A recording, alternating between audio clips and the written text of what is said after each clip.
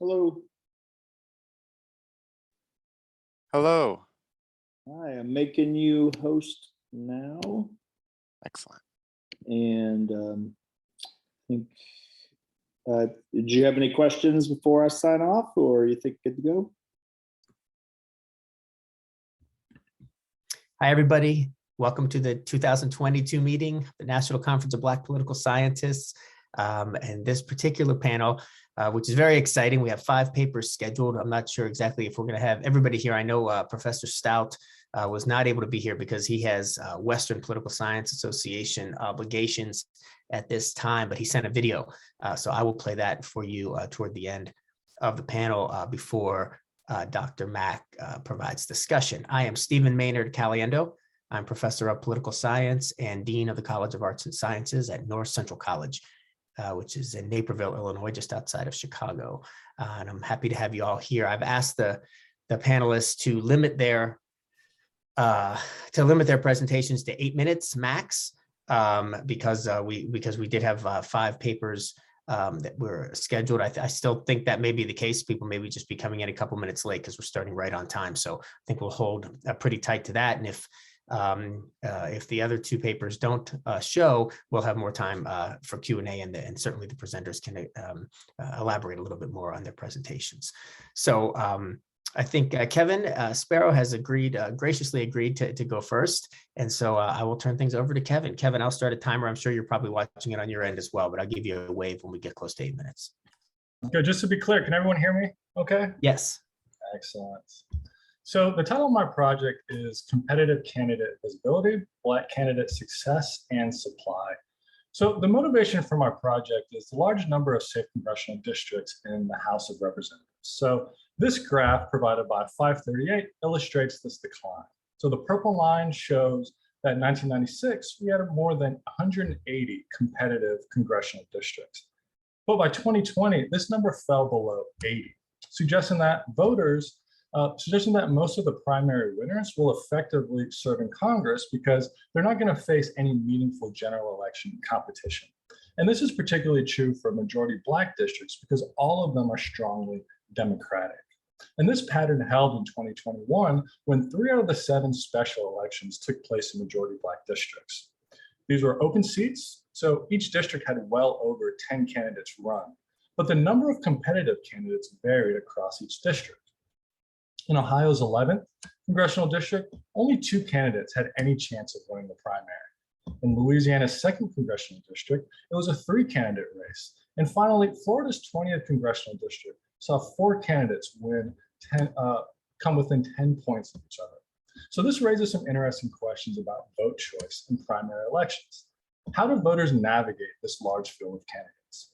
Each election had over 10 candidates registered to run, but voters in Ohio flocked to 2 candidates, while voters in Florida flocked to 4. So why do we have such different outcomes? So understanding the psychological mechanisms that drive Black vote choice in primary elections is the main objective of my dissertation. However, before I can fully investigate this question, I first need to understand the options that voters have before them. Therefore, the goal of this project is focus on Black candidate emergence and supply. And I'll specifically answer the following questions. What characteristics do primary candidates have? What factors contribute to a candidate's competitiveness? And finally, what factors influence the supply of competitive candidates? Why did each of these districts have varying numbers of competitive candidates? And the literature points to a few factors that can help answer these questions. And they typically fall into 3 camps, right? Candidate levels, district level, and national level factors. So first, the literature points to candidate characteristics as important factors. For example, descriptive factors like race and gender are very important. The literature also points to experience as another important factor to voters. And this is mainly divided into 2 main areas, both political and work experience. And finally, the literature points to campaign messaging, whether it's ideological or racial messaging. Second, the literature focuses on district level factors that influence candidate competitiveness and candidate supply. So the most important area of the literature focuses on the racial or partisan makeup of the district. So as the racial and partisan makeup increases, so will the supply of competitive Black candidates. The literature also points to incumbency. Of course, candidates are strategic, so candidates only enter when they have a good chance of winning the election. So this means open primaries encourage strong candidates to emerge, and incumbent primaries depress strong candidate emergence. And finally, the electoral system can also have an effect on who wins, and studies investigate whether the electoral system influence candidate emergence. And finally, the literature points to numerous national level factors that can influence both competitiveness and the supply of competitive candidates. One major theme in the literature is support from elites. So for example, support from one of the two major parties is a critical factor driving candidate success. Political action committees are also an important resource for candidates, and individual donations from outside of the state sort of show a candidate's national attention. And of course, the media has an effect, especially in these horse race type of coverages where they sort of signal who's the winner and who's the loser in each race. And finally, the literature also suggests how well an individual is doing financially matters as well, right? These sort of pocketbook considerations can also have an influence. So to better understand how these factors influence candidate emergence and success, I collected data on every candidate that ran in a congressional primary in a Black influence district from 2012 to 2021. So I'll just give you a brief overview of the data. So first, the outcome measure is a binary variable that measures a candidate's competitiveness. And this is defined as the winner or coming within 20 points of the winner.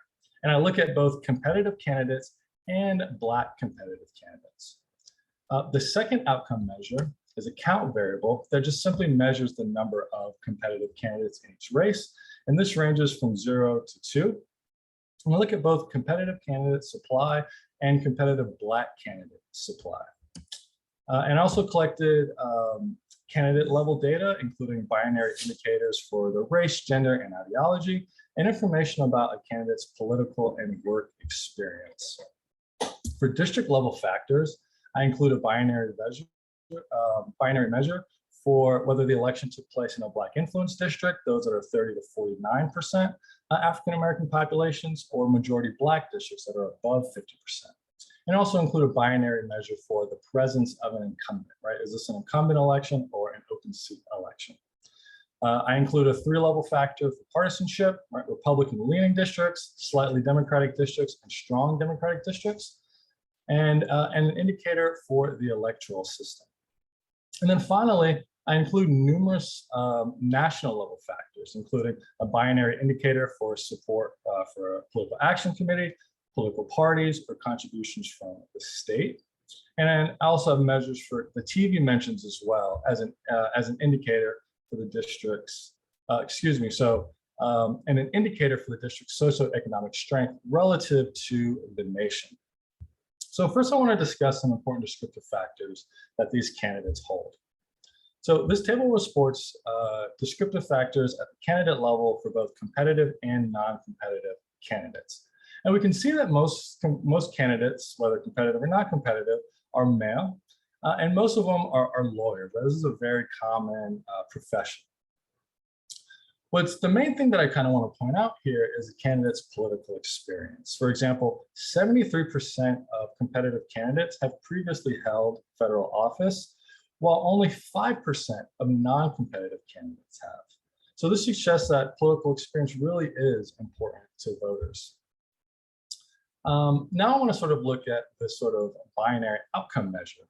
I'm sorry, Kevin, I just want to tell you, you got about 1 minute left. Sounds great. And I can include competitive and competitive Black candidates. So we can sort of see that those political experience factors are the most important one, right? If they previously hold state office or if they previously held federal office, then these candidates are the ones that are going to be the most successful. And then we can sort of skip down to the sort of national level factors, and we can see that media mentions, political action committees, and party support are all significant for Black candidates. And I'll sort of skip over this, but similarly, we see a similar pattern, right? So you sort of aggregate TV mentions and aggregate party support really have a significant effect on the candidate's supply. So these results sort of drive the questions that I'm going to answer in my dissertation, like Why is political experience important? Or is this because the voters think that the candidate is more qualified? Or is it because they have more name recognition? And how do these national level factors influence vote choice? So I definitely plan to investigate these more in my dissertation, and I appreciate your time. Thank you. And thanks for holding the time. I know it's hard. 8 minutes goes like so fast and you've got so much great stuff to share. Hopefully we'll have some time for some intra panel discussion afterwards. Alexandria, are you still comfortable going second? Andra did come and she's happy to go if you'd rather defer, but it's up. If you're ready, we can move right to you. I'll go ahead. Go ahead. Thanks.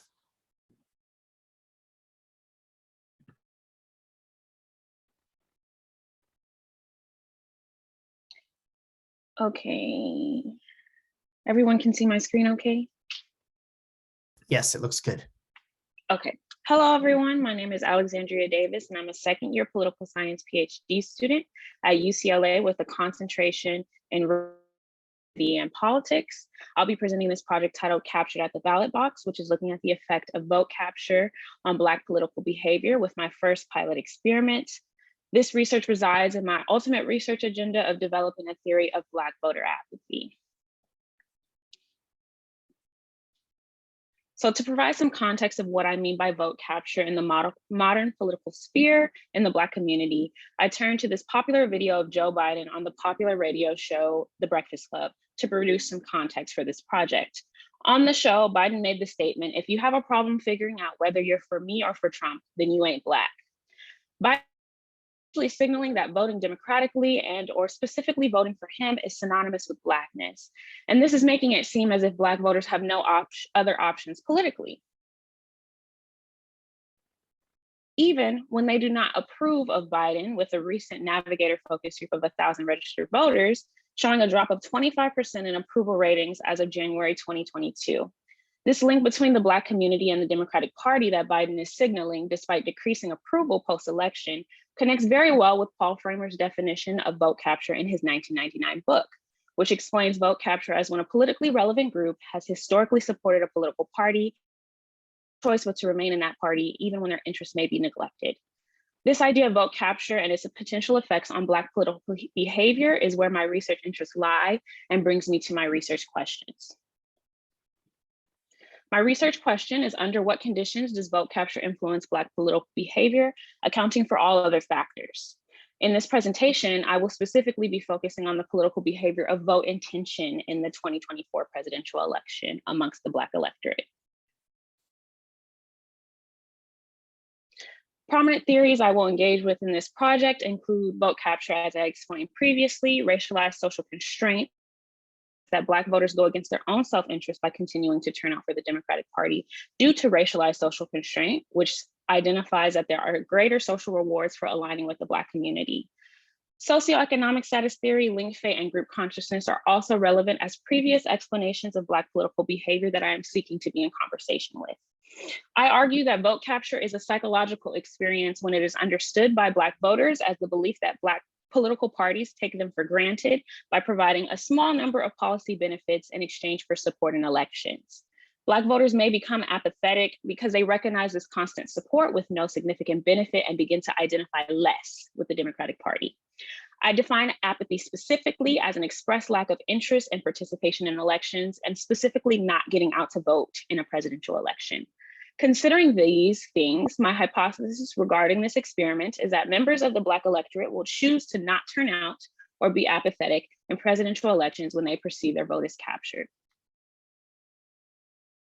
So regarding my research methods, I conducted an original pilot survey experiment with 1,448 respondents randomly assigned to a treatment and control condition.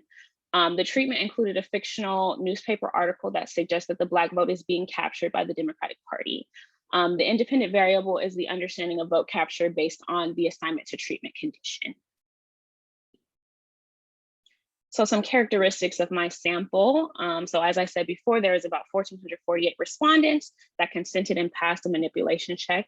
There was about 636 men and 800 women, mostly Democratic, and the age breakdown is as follows. So here's a preview of my treatment script.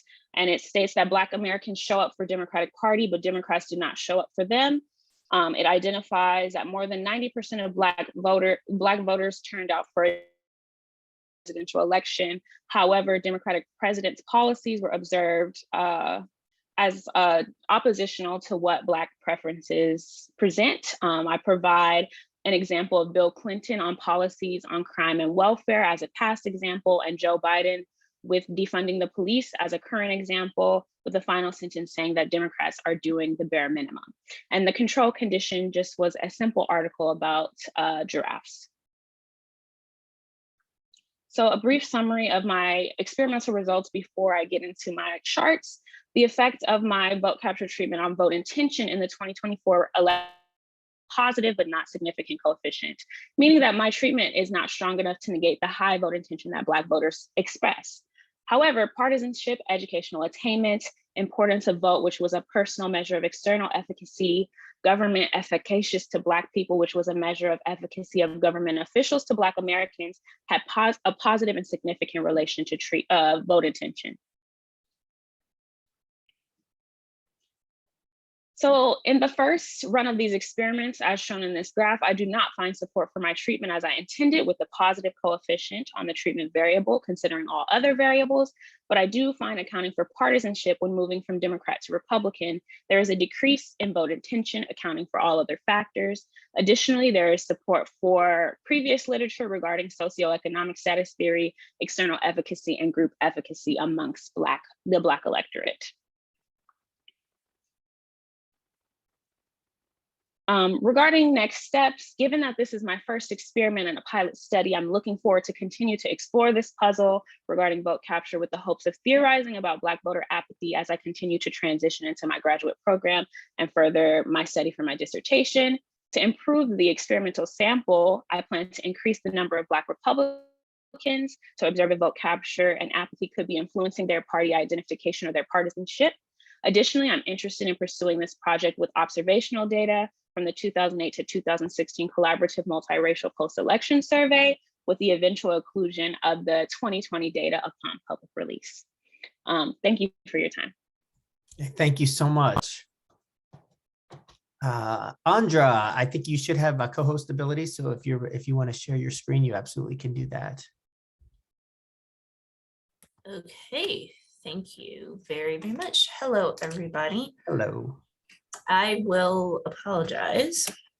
Some stuff's going to be rough. So some people know that I had a funeral this morning. It was actually my third one in the past week. So I'm going to take advantage of the short period of time to kind of cut through and get right to the research design, because I think that the findings are the thing that's going to be most interesting. So here I'm talking about critical race theory and how it was weaponized for the 2021 Virginia gubernatorial election. I happen to be in Virginia right now, but you probably saw a lot of the discussion that was going around last year during the gubernatorial race about critical race theory, Terry McAuliffe, the Democratic nominee's response to what he thought was the proper relationship between teachers and parents, and Glenn Youngkin's response to that in the backlash, and then his subsequent victory. So the research question that I'm using today is whether or not attitudes on education predict vote choice in the 2022 gubernatorial election. I predict that they do. In particular, I'm looking at whether or not people support or oppose critical race theory. And my prediction here is that opponents of critical race theory are going to be more likely to vote Republican and vote for Youngkin. I'm also going to take the opportunity to look at whether or not general racialized attitudes predict vote choice in the election. So the short answer is yes, that was the intuition going into the project. And I predict here that those who are racially resentful are going to be more likely to support Youngkin over McAuliffe. So my methods, I fielded a survey on Qualtrics with about 500 likely voters for the gubernatorial election last year. The collection started on election day 2021. We kept it in the field for a couple of weeks just to get people's perspectives on things. I will say that my primary interest in this race was to see if there were going to be differences in support for the gubernatorial candidates versus the lieutenant gubernatorial candidates, both of whom were women of color. And I'll come back and report that stuff later. Some some basic things to know about the sample. And so this is unweighted, which is what I'm going to report here. It's about 40% male, 59% female, a little less than 1% non-binary. The respondents are 47% white, 13% Black, and 4% Asian American and Latinx. And so that actually includes people who dropped out. So I'll go back and adjust that later. In terms of the regional distribution within the state, it's about a quarter across the 4 main regions of the state. From Richmond, Tidewater, the DC suburbs, and then Southwest Virginia. And then of the sample, half of the sample voted for Joe Biden, 43% for Donald Trump in 2020. There was about a 9-point victory for Biden in the state in the presidential election in real life. So my data and methods are, my dependent variable here is going to be a vote for Youngkin, which is coded as a binary variable. And then I have, I'll get back to the primary IV that's at the top, and I'll talk about the other ones later. I do include a variable for whether or not people hated Donald Trump but liked his policies, the 2020 presidential vote. I'm going to include standard control variables for gender, income, education, region. I'm going to use for racial resentment. I'm actually going to run the model twice using 2 different racial resentment scales. So I'm going to use David Sears' standard racial resentment scale with a 4-question variation of that. And then I'm also going to use Candace Watts-Smith and Christopher DeSantis' FIRE scale, which asks slightly different questions to try to sort of go beyond anti-Black affect to just get racial resentment more broadly speaking. And then in particular for this particular survey, I included a scale about what people thought was appropriate to teach children in school. And so assuming that the content that was being delivered is considered age or developmentally appropriate, I asked respondents if they would support teaching the following things in school. So one, that slavery was the cause of the Civil War, that racial discrimination still happens in the United States today, that whites are privileged because of historic advantages, that racism is actually still a real thing. It's not something that happened a long time ago and that doesn't happen anymore, that systemic racism is real, and that slavery still affects Blacks' life chances even today. I code these in sort of, if you tend to agree with the framing of these statements in this way, there is some reverse coding that I did use in order to sort of make sure that people were paying attention. And so it's all coded in the positive direction. So the higher you score on the CRT scale means the more supportive you are for teaching anti-racism within public schools. And I was thrilled when I saw sort of how well my Cronbach's alpha was and how these questions kind of cohere together. So I'm going to just show you some of the raw data. And so a couple of things that we can look at here. So I'm going to use my cursor. In general, the things that you would suspect are going to predict support for Glenn Youngkin do. If you're Republican, if you're conservative, if you were more likely to vote for Youngkin. If you live in the DC suburbs, so a heavily Democratic part of the state, you were less likely to vote for Glenn Youngkin. But in particular, if we want to look at other things that would be of note, at the 0.1 level, people who thought that COVID was the most important issue were less likely to vote for Glenn Youngkin. People who thought that education was the most important issue, including school curriculum, were more likely to vote for Glenn Youngkin. And then on that critical race theory scale, the higher you scored on the critical race theory scale, the less likely you were to vote for Glenn Youngkin. So if I look at racial resentment, the standard Sears model is actually not statistically significant. But if I sort of show you what the FIRE scale looks like, which is right here, that in fact is statistically significant. So the higher you score on the revised racial resentment scale by Smith and DeSantis, the more likely you are to vote for Glenn Youngkin. And so this is sort of, a testament to the fact that we need to rethink some of the scales that we've been using for the last 40 years. And this is kudos to Candace and Chris for having come up with something that I can use as an alternative measure to be able to predict vote choice. So the big takeaways here is that this is a story about race. As much as people try to make it about other things, we can't ignore the fact that race is a very important part of this story. Now, to be sure, because I was very interested only in the race question, I do ask questions about whether or not COVID is important, but I don't ask the specific questions to try to get at people people's frustrations. This has come up in the news a lot about kids having been out of school for, the 2021 school year. So I don't ask about those specific COVID restrictions in schools. So I'm not saying that this explains everything. This is something that's definitely worth exploring. I just can't use this particular survey to get at it.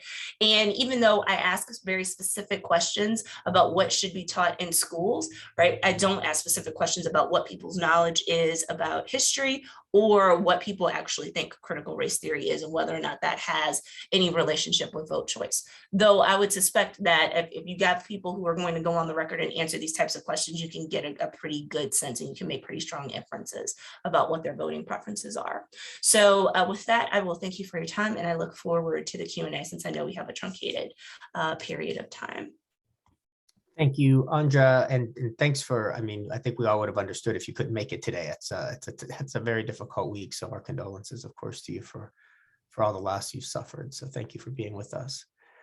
I don't think Hunter has come in yet. I do have Chris Stout's video, so I think I'll go ahead and play Chris's video now, and then if Hunter comes in, we'll ask him to present after that, and then we'll have Dr. Mack provide her feedback.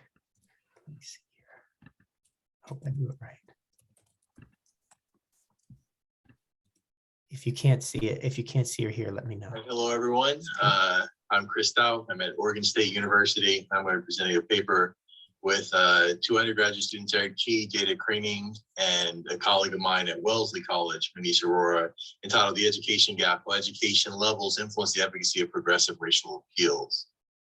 One of the things that myself and my colleagues were really interested in is the growing education divide in American politics, where individuals with college educations are more and more leaning toward the Democratic Party, while those who are not college educated are much more likely to identify as Republican. And let me also preface this by saying, when I'm in this particular case, I'm speaking of whites.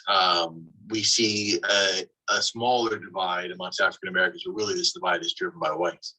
At the same time as this divide is occurring, we're seeing an increased focus about race amongst Democratic elected officials. And so this kind of raised the question that we're interested in: is this growing education gap between college educated and non-college educated whites at all tied to growth in racial appeals from the Democratic Party? In particular, do college educated whites respond positively to this racial outreach, whereas non-college educated whites are turned off from this outreach? Just briefly to go over our expectations, we know that college is associated with supportive norms of tolerance and affirmative equality. We know that individuals who go to college have an increased contact and interactions with people outside of their own race, which then breeds a sense of tolerance. Moreover, many of the classroom discussions are around this celebrate diversity and discuss diversity in a more positive way, which then leads individuals who have attended college to have a much more positive outlook on people of color than those who have not attended college. At the same time, economic competition along with social competition for working class whites with non-college degrees lead to more negative feelings about African Americans. So in numerous studies, researchers show that whites without a college degree and those who feel like there's more economic competition and social competition with people of color tend to have much more negative views. And so the combination of these factors lead us to our hypothesis, which are that college-educated whites should be more supportive in improving members of Congress who engage in racial outreach. This is because they tend to value diversity more. We expect they will value diversity more and respond more positively when candidates talk about these issues. Conversely, we expect the opposite effect for non-college educated whites. They will see the Democratic Party or any candidates who are talking about race more often as supporting what they perceive as their competition over themselves. So to test our hypothesis, we looked at racial outreach for members of Congress in the 114th Congress, and that had occurred over 2015 and 2016. And to do this, we used a web scraper to pull all press releases for members of Congress during this period of time. So we had about 60,000 press releases.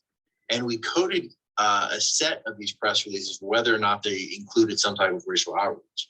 And we have the full definition in the paper, and for the sake of time, I won't go over all of it. But we coded for things like, were they talking about voting rights? Did they recognize civil rights leaders? Did they talk about reparations? Did they make explicit connections to racial inequality in their press releases? Did they recognize Black leaders in their press releases? And in each case where they did something that we discern or we coded as being a racial appeal, we gave the press release 1. And if they didn't mention anything that we felt was an appeal to African Americans, we gave it a score of 0. We did this for 2,500 press releases.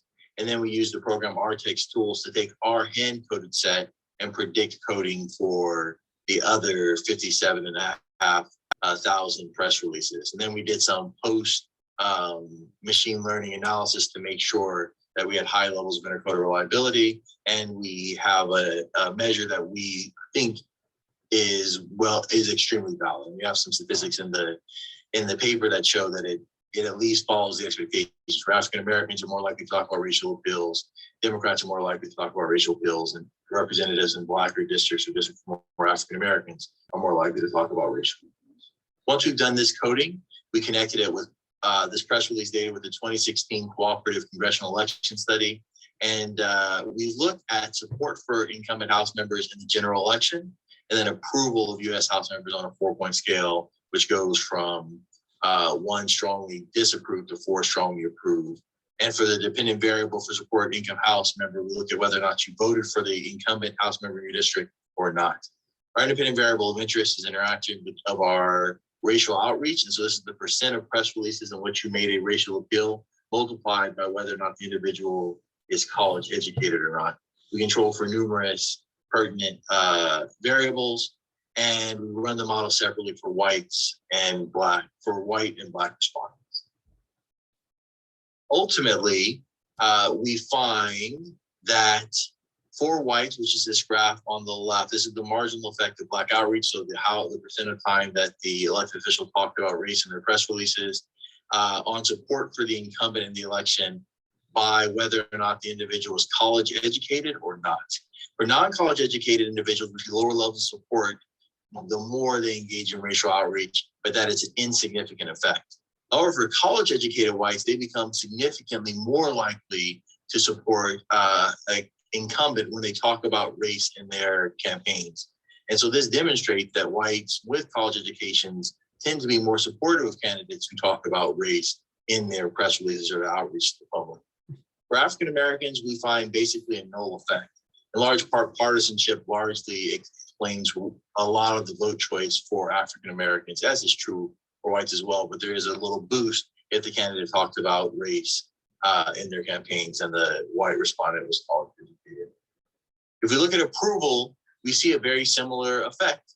Whites with college educated, or whites with a college education are much more approving of elected officials who talk about race in their press releases, and non-college educated whites don't actually punish them. So it looks like there's an advantage in terms of approval for talking about race in your press releases and your outreach.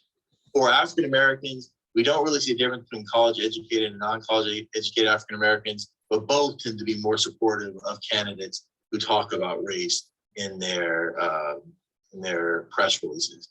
I will say that we control for the race of the respondent, and we've run this separately for white and Black respondents, and essentially arrived at the same thing. So it really is a discussion of race rather than the identity of the elected official. So basically our conclusion is that whites with college education are significantly more supportive and approving of members of Congress who engage in racial outreach, and we find little backlash against those with less than a college degree. This, in combination with African Americans being much more supportive of candidates who talk about race in their press releases, kind of demonstrates that these racial appeals may help build a strong coalition between college educated whites and African Americans. Thank you so much for your time. I apologize for not being there in person. I'll stop sharing now. So I don't think that Hunter has entered the room. And so I think if it's okay, I'll turn to Dr. Mack now for some feedback, and then we'll have some time maybe for the panelists to respond, to ask follow-up questions of Dr. Mack, and then we'll open it up to the audience for the remainder of the hour. So Dr. Mack. Thank you. My name is Brianna Mack. I'm an assistant professor of politics and government at Ohio Wesleyan University. So I was actually prepared to only have like one comment per person, but since we have a little bit more time, I guess I can give a little bit more feedback. First, an overview. So I thought all of these papers were very interesting and definitely timely as we prepare for the upcoming midterm elections, right?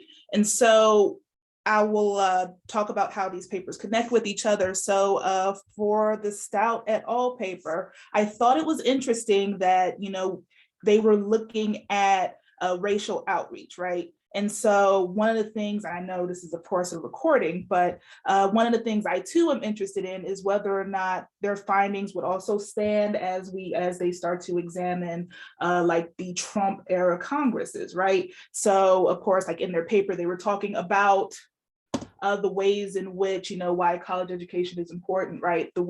Because it exposes folks or college students to diversity. And of course, we know that within recent years, Fox Media and all these things, right, there's this huge backlash in terms of college education and whether or not these diversity courses are actually having a quote unquote brainwashing effect. And so whether or not we see those types of things. For the Davis paper, for Alexandria's paper, I'm actually excited about your research and I hope that you are able to actually do some things. Black apathy, right? This is Black voter apathy. I find this to be very interesting. And so the primary comments I had for you was like, how would your theory account for targeted mobilization efforts? Because, like for every election, there's always targeted mobilization. We'll see it on BET, you'll see it on the Breakfast Club, we'll see it on all of these Black media sources. And of course, to an extent they work. They definitely worked in Georgia for the Senate races, right? And I was also wondering, why were you only focusing on presidential elections? In particular, I know it's like also every 4 years. And then I know throughout your working draft, right, you were talking, you were using apathy and lower turnout, I think almost synonymously. And I was wondering if whether or not, have you considered instead of doing low apathy and voter, like if you instead had like a hypothesis for apathy and a hypothesis for lower turnout, because of course, I think there could be a way to measure those things. And then thinking about your results, right? Did you have by chance a strength of party ID variables? So not like the traditional, strong Democrat, leaning independent, but perhaps a measure that actually got into exactly their involvement in the party. So like, of course, we know that most folks aren't that involved in, party activism, right? However, there could be some sort of effect that could be discovered if you have a measurement that would allow folks to say, yes, I talk about democratic politics stuff at the table, or I go to my county's caucus ever so often, and that that could be an alternative measure for your Black voter apathy in that way. Let's see, for Kevin's paper, I can't believe you're already on your dissertation. Let's see, what was my comments? The one thing I did ask was whether or not you had considered including a measure for Black endorsements in the community for these candidates in Black influential or Black majority communities. So while we know that these types of cues I don't know the extent to which they would be too responsive for Black potential voters, but in cases where there's maybe 2 or more Black candidates, having a candidate that could have the endorsement versus another one that does not. I know I'm thinking a lot about who's Black politics and whether or not those candidates have already like endorsements from the Black community could actually be viewed as stronger candidates. But I know that's a side thing. And towards the end of your chapter, I started getting the impression that the end goal of your entire dissertation was to show that like the factors that influence Black candidate emergence may not be as different as those for non-Black ones. But I know this is also very early in the paper, and I know that you have in your dissertation, and I know you have other chapters that will explore more of the psychopolitical factors at play. So, but I just wanted to let you know that. And then finally, for Dr. Gillespie's paper, this is interesting. The only comment that I had was whether or not you think this research, well, not this research, how can I word this? Whether or not this research could speak to future, well, yes, the ways in which critical race theory will come to play this fall, right? Whether or not we see there are a number of states that have proposals for anti-CRT laws. Ohio's one of those states, right? Whether or not we can see similar patterns play out this fall. So I guess probing you to say whether or not we will see a red resurgence this fall as it pertains to CRT laws. And then also appreciate the use of the fire measure. Now that's something I have to look into as well. And so those are my comments. And we have 20 minutes for discussion. We do. And do any of the panelists wish to respond to Dr. Mack's some of the questions that she asked, or ask follow-up questions, or inquire into her Funko Pop collection, which is quite impressive, I must say? Yeah, if I can just jump in, your comment on endorsements, that was actually something I thought a lot about. And I was thinking about the best way to actually code endorsements. I wasn't able to find a way where I could use sort of a few data sources or a few sources to actually get at coding. And then what was particularly difficult for the coding process altogether is once you get past the second or the third candidate, there's virtually no information on these people. So you have to go deep studies on LexisNexis. So any suggestions that you guys potentially have, this is definitely something that I plan to include and I need to include. So any suggestion that you have on how to potentially code endorsements, or any papers that do it or do it well, please let me know. Greatly appreciate that.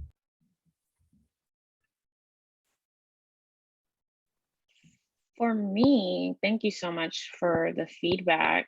I think a lot of the questions brought up thoughts for me. So I know you posed the question, why was I only focusing on presidential elections? Initially, when I was looking in the data and I saw the drop in turnout in 2016 of Black voters, that's what initially drew me to the topic. So I focused on presidential elections, trying to get in and disentangle things. And I recently got similar feedback of focusing on state and congressional elections and looking at the differences between areas where it's predominantly Black and Democratic to see if there's more support for the party at a local level, as opposed to where it's predominantly Black and there's like mixed leadership between the parties, and seeing if those differences kind of alter how people turn out and respond to party elections.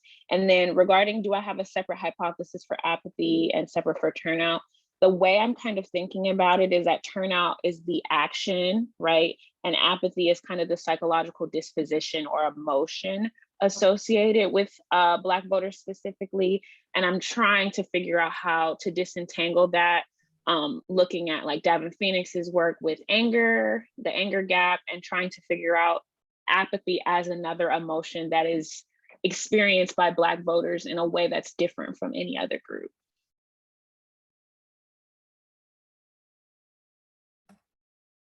Dr. Mack, thank you for your comments. I think I think we will have to wait to see whether or not this actually travels to other states, but I think that it has the possibility too.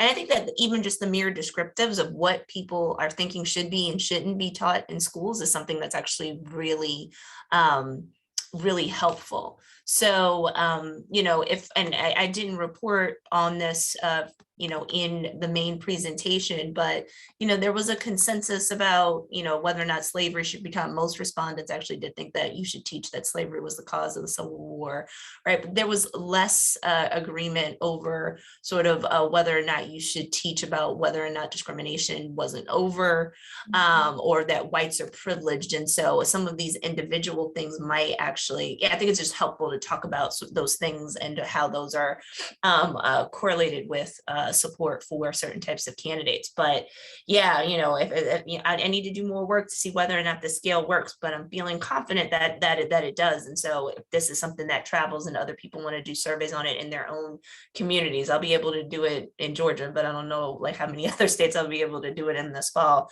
It's certainly something I would welcome.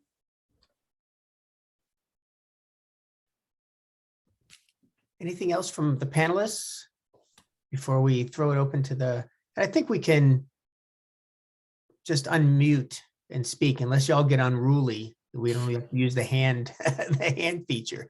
If you get crazy, I'll lock it down, but I think we could probably just unmute if you have questions for any of the panelists or suggestions for any of the panelists. I know everybody's in various stages of their work and happy to have feedback. Oh, Go ahead. See, it's getting crazy. Well, no, I'll go and then Isaiah will go. I did forget to mention Alexandria. There is a small link, or I found a small similarity or between your paper and the Stout et al. Paper, where they were talking about they did not find any response or reaction among Black voters and Latinx voters for racialized for these racialized outreach messages, and I was wondering whether or not that could be a potential indicator for Black voter apathy. And so I can reach out to Stout and ask if he'd be willing to let me share the paper with you so you can see what I was talking about. Now you can go, Isaiah. Thank you. And just want to introduce myself. My name is Isaiah Bailey. I'm a second year PhD student at UCLA, also REP. I just wanted to say thank you to all of the presenters today. Really enjoyed the presentations and really appreciate having the opportunity to be a part of this. I wanted to ask a question specifically of Kevin. I'm very interested in the binary variable that you had in your work for progressive. And I'm particularly interested to hear a little bit more about the factors you use to determine how you assign that binary variable of progressive versus not for the candidates. Yeah, absolutely. Great question. And, hopefully we can, talk a little bit more. It's something I'm very interested in. But the initial coding for the variable began with the Brookings Institute, the primary project. And essentially what they did is they looked at every congressional candidate, every congressional election from 2014 to 2018, and they coded basically the ideology of the candidate, all these other factors, specific opinions about how they sort of align with these different factors. So I began essentially with their data set and looked at their coding mechanism. And essentially what they did is they looked for specific ideological mentions on their campaign websites. So I was looking for a measure of like messaging. So obviously it would have to be something that the candidates said themselves. So essentially what I did for 2012 and 2020 and 2021, I just followed the Brookings Institute sort of coding method, looked on the candidates' website to sort of get information about their candidates, right? And it's really information about candidates saying, yes, I'm a progressive and I support such and such taxes or things of that nature. What's very interesting that I found is that there are virtually no conservatives. I guess you can say "quote unquote" conservatives. I guess you can argue that Sanford Bishop and some of the Blue Dog Democrats are conservative, but I would really put those in sort of the moderate camp, right? The only conservatives that I found were back in 2012, and they were all white candidates. So, I'm interested in your opinion on what you think could be some different coding approaches and some different coding techniques. But the Brookings Institute is a pretty credible institution, and they had a pretty clear way of coding it. So that was like the best approach that I used. Thanks a lot. I'd love to talk about that more. I want to leave space for others to ask questions.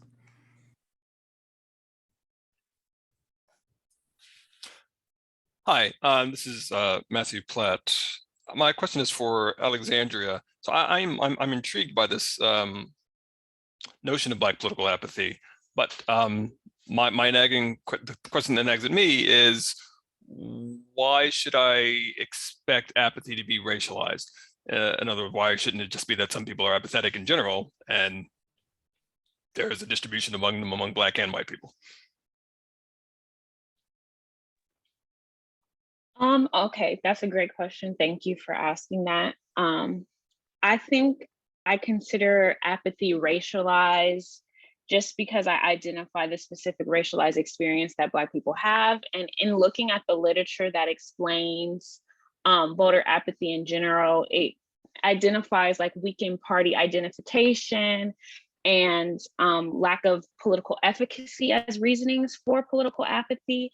And we don't tend to see that within Black Democrats. That Black Democrats tend to turn out exclusively for the Democratic Party time after time, election after election.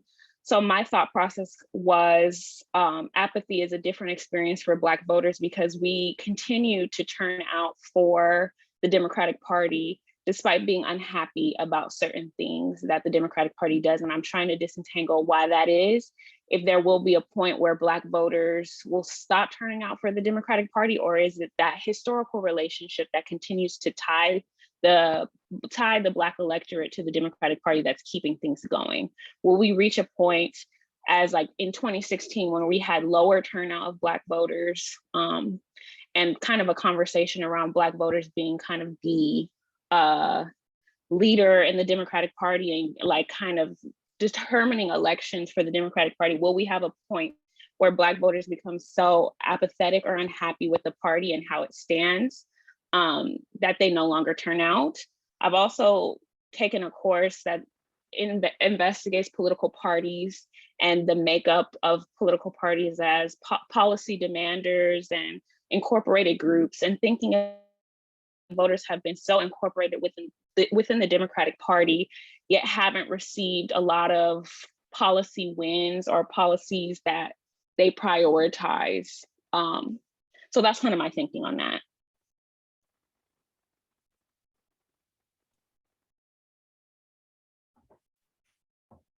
Oh, okay. I guess with that explanation, Alexandria, I was wondering whether or not you would be able to, or I guess this would be for the future, right? Thinking about what do you define as like policy outcomes or policy wins, right? Because like some of the first things I was thinking about was, well, the DNC may not be doing much substantive policy wise, right? But there's a lot of symbolic stuff that's happened, right? So we got Juneteenth, right? We got a Black VP, right? And it's like, those could be the quote unquote wins or the outcomes that the DNC is giving that would ensure Black support for, I don't know, the next couple of elections, and whether or not those are actually valuable. So you might have to think about that.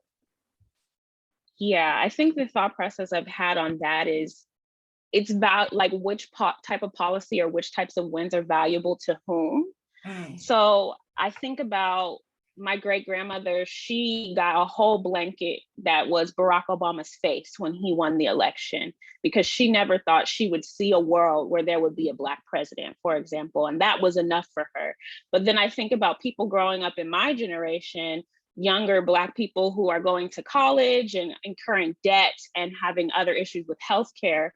And are those Black faces in high spaces enough for us when we are going through these kind of situations? They may have been enough for my great grandmother, but are they enough for us and other generations? So that's kind of my thought.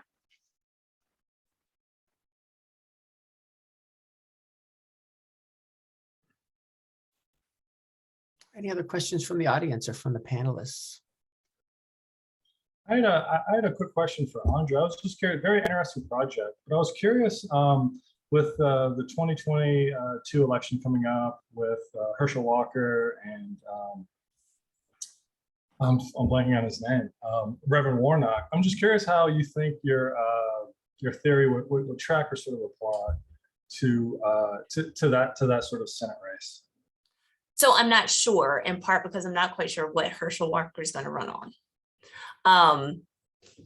So yeah, I mean, if he chooses to weaponize critical race theory, right, it'll be interesting. And I think what'll be interesting about that compared to the Virginia race is that, you know, this is two Black guys running against each other, and you have one who's going to talk about not talking about racism.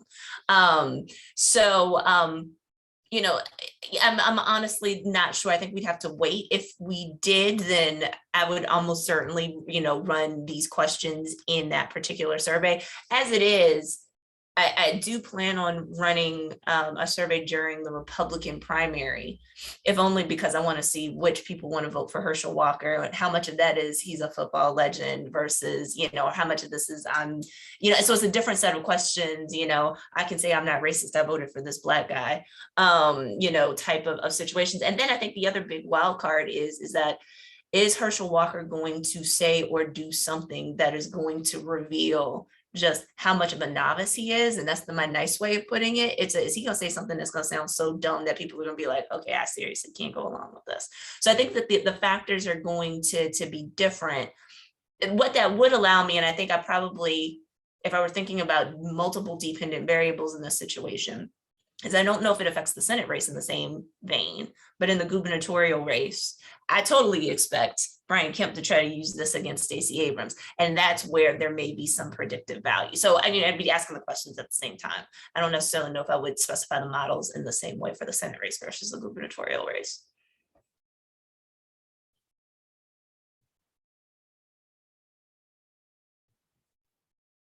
Dr. Gillespie, I know there was some interest in that, in the fire scale. Do you have those items at your fingertips? I'm not, and I'm wondering how I'm thinking about what like Darren and David Wilson, Darren Davis and David Wilson had done on racial resentment. And I'm not sure, I think everybody in this room probably agrees that the symbolic racism scale is probably not the most accurate way to measure people's levels of symbolic racism these days. But so yeah, if you want to share a little bit about that, I know you didn't come up with it, but give it a good. Sure. You gave it a good plug. Sure. So the book, if you want to read it, it came out in 2020. It's called Racial Stasis. And in particular, they were focusing on millennials and whether or not you could see different types of attitudes amongst white millennials. So for those of you who, I'm assuming most people here know what the Sears racial resentment scale is, but just in case you don't, the 4-question scale basically says if white ethnics could succeed despite discrimination in America, then so can blacks. And then the other one is slavery explains why blacks are still disadvantaged.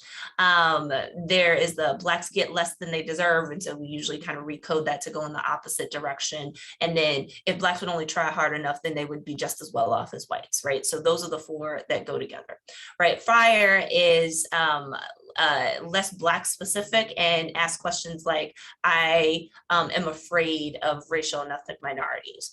And then certain people in this country have advantage because they come from like a racial group that has historically been advantaged. Then the next question is, racism is actually a rare occurrence in our society today. And then the final question is that I'm mad at racism. And so they argue that probably one can get at things other than anti-Black affect, and that doesn't capture some of the stuff that even Black folks can kind of answer in a kind of conservative, pull yourself up by your bootstraps type of fashion net, right? There are lots of Black people who would believe that if Black folks just tried hard, things would be better. So, and what that's triggering for Blacks isn't necessarily what is triggering for other folks. So that's the innovation that they have provided.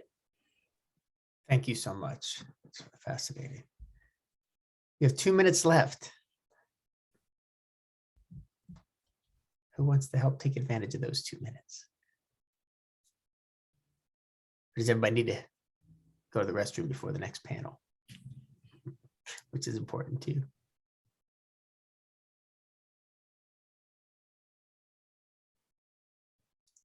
I'll email. So I had a question for, sorry. No, I was saying I will email folks my comments, additional comments. I'm sure Chris will appreciate it too. Thank you. My question's for Kevin. So is the data over more than one election cycle? The reason I'm asking is about people who do non-competitives become competitives. So that you start out in the first time, right, you're this nobody, but maybe that builds kind of an infrastructure for you to build on moving forward. Yeah, I think Cori Bush is probably the best example of this. I mean, she ran in Missouri's first congressional district, I think 2 times or 3 times before, and then eventually ended up winning that election. So there definitely is, maybe I really should, there should be another indicator for previously ran in that district or something like that as sort of an indicator for experience as well, because I was sort of looking at local and state elections as a way to get name recognition, but if you continually see the same name, the same person running an election after an election, that could actually be a really interesting indicator for like name recognition as well. So thanks for the suggestion. I'm definitely gonna try to code for that for sure.